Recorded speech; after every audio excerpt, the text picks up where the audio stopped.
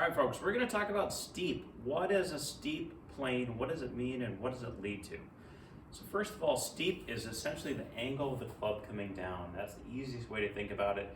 If your angle of the club is like this, you're probably going to drive that club towards the ground and you're going to feel like you have to get out of the way. Or you might not feel it, but you will. So it leads towards early extension if your plane is steep, okay?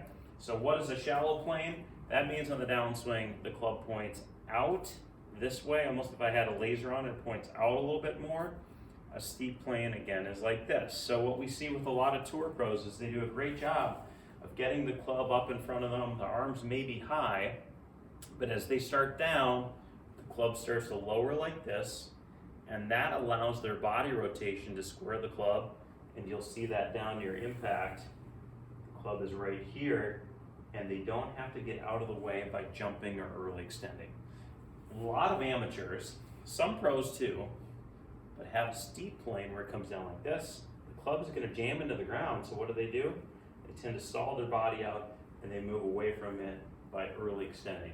So steep planes are almost always going to lead towards a compensation of the body, and they're going to make you jump up. They do make your attack angle more upward. So for a driver, we actually see some good players do early extend. If you look at Jack Nicklaus, he won 18 majors. He was an early extender. He was steep.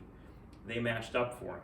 So there are ways to get around it, and I think that's where you got to really look at the advice you're getting from your pro. Probably really matters a lot in terms of whether it matters for you or not.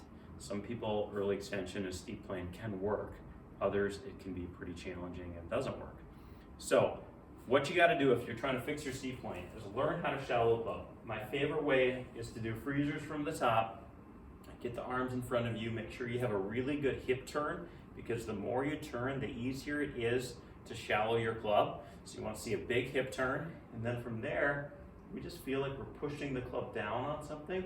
So I'm rotating my forearms like this. The hands don't need to drop behind me. They just need to rotate like this, and then I go ahead and turn my body and swing through. So again, it looks like this, up in front, nice and smooth. And just keep feeling fairly vertical, big hip turn, gentle pushing down from there.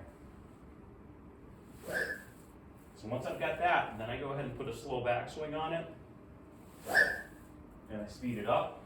And you'll notice if you do this right, you can actually feel your chest and head stay down better, and you won't jam it into the ground because your club is going flatter.